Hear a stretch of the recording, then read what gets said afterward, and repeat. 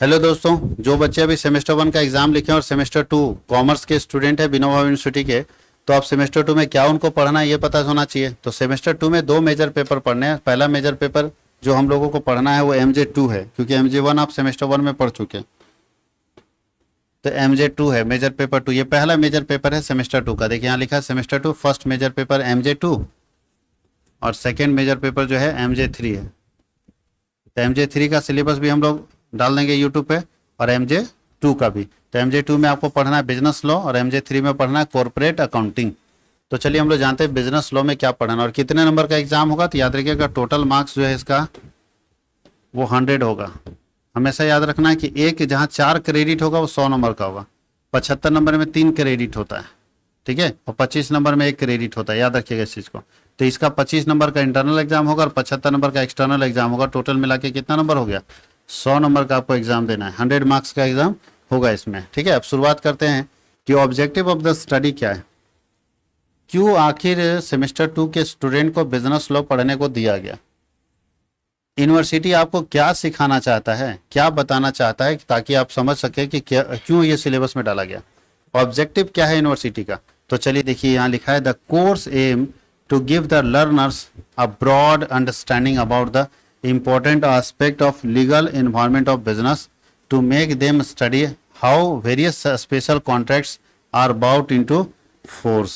बोला है कि सबसे मेन एम है कि आज के समय में लर्नर को अंडरस्टैंड कराना, बताना जो आज के समय में लीगल इन्वायरमेंट, जो कानूनी वातावरण है, उसके इंपॉर्टेंट एस्पेक्ट को, और वैसे इंपॉर्टेंट एस्पेक्ट को जो बिजनेस में हेल्प करता है।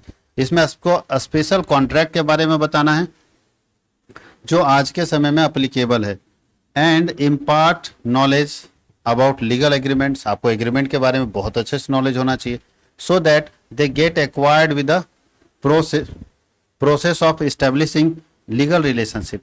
ये अगर हम अपने स्टूडेंट को दे पाएंगे तो वो क्या करेंगे कि रिलेशनशिप, लीगल रिलेशनशिप आसानी से बना पाएंगे, और उनका नॉलेज अगर उनके पास रहेगा तो अपने आप इंटरेस्ट को प्रोटेक्ट भी कर पाएंगे। अगर हम किसी के साथ एग्रीमेंट बनाते हैं और एग्रीमेंट टूट जाता है तो हमको पता ही रहेगा, पता रहेगा तब ना हम केस कर सकते हैं। तो एक स्टूडेंट को हमेशा ये नॉलेज होना चाहिए कि अगर वो एग्रीमेंट या रिलेशनशिप टूटता है तो उसके पास लीगल एक्शन क्या है, अपने इंटरेस्ट को प्रोटेक्ट करने के लिए, अपने हक को सुरक्षित रखने के लिए। लर्निंग आउटकम, स्टूडेंट को क्या पता चलेगा पढ़ने से। जैसे ये कोर्स कंप्लीट हो जाएगा तो स्टूडेंट बोलता है, देखो after the completion of the course the learner will be able to. जैसे ये कोर्स खत्म होगा लर्नर एबल हो जाएगा, क्या समझने में एबल हो जाएगा, बोलता है examine various aspect of entering into a contract. हर तरह के कॉन्ट्रैक्ट करने के लिए, वो कॉन्ट्रैक्ट को चेक करने में भी एलिजिबल हो जाएगा। वो इंटरप्रेट कर सकता है गवर्नमेंट का रूल्स क्या है कॉन्ट्रैक्ट ऑफ सेल और गुड्स के लिए। वो ये भी देख सकता है कि पार्टनरशिप के लिए गवर्नमेंट का क्या रूल्स रेगुलेशन है। वो ये भी देख सकता है कि प्रोविजन क्या है कॉम्पिटिशन एक्ट का। तो ये सारा उसके पास नॉलेज बढ़ेगा अगर वो अच्छे से पढ़ेगा तो।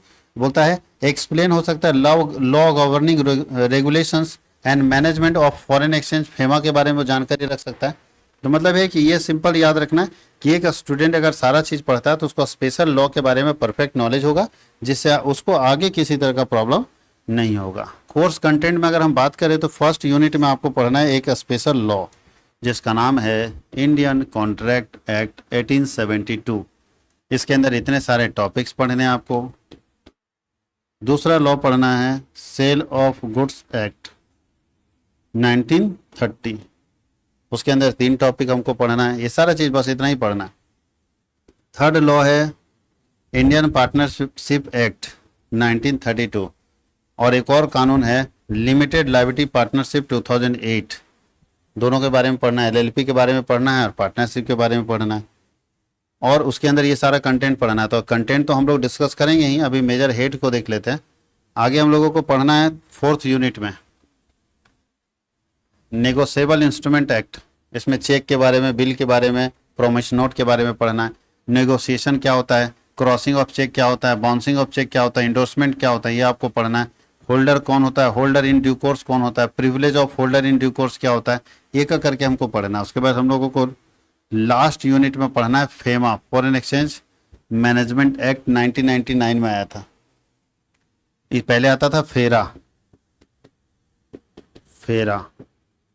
और फेरा को 1999 में बदल के क्या बना दिया गया, फेरा को बदल के क्या बना दिया गया, फेमा, तो फेमा आ गया। और अब उसके बाद लास्ट पढ़ना है कंपटीशन एक्ट, जिसमें आपको कंपटीशन एक्ट में क्या क्या कंपटीशन के बारे में वो चीज़ पढ़ना है आपको। तो ये हम लोगों को पूरा पढ़ना है। इसमें हम लोगों को RBI guidelines on KYC, KYC आप लोग बैंक में किए होंगे। केवाईसी का फुल फॉर्म होता है नो योर कस्टमर। क्या होता है, नो योर कस्टमर। आप केवाईसी जब तक नहीं दिए होंगे तब तक आपका बैंक अकाउंट एक्टिव नहीं किया है।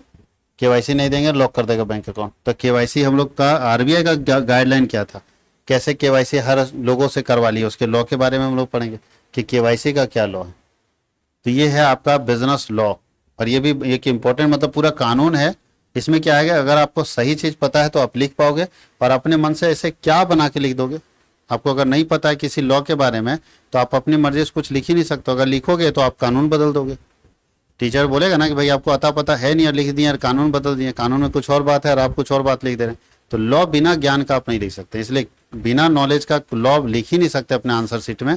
अब कुछ भी कहानी लिख दो अलग बात है, लेकिन कंपटीशन एक्ट में जो प्रोविजंस लिखे हैं आपको वही ना लिखना पड़ेगा। अब आप कुछ भी लिख दो, भले पास हो जा रहे हो अलग इशू है, लेकिन आपको कोई ज्ञान नहीं है, कोई नॉलेज नहीं किसी चीज़ का।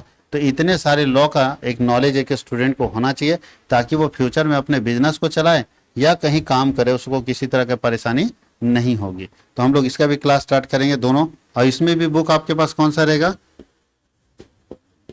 यहाँ SBPD पब्लिकेशन का बुक आप इसमें भी ले सकते हैं। ये भी बेस्ट बुक है आपके लिए लॉ का। आप हिंदी इंग्लिश दोनों मीडियम में अवेलेबल है, आप इसको ले सकते हैं, कोई दिक्कत है। ये भी बेस्ट बुक में से आपका आएगा, और इसको अभी आप परचेस कर सकते हैं आगे।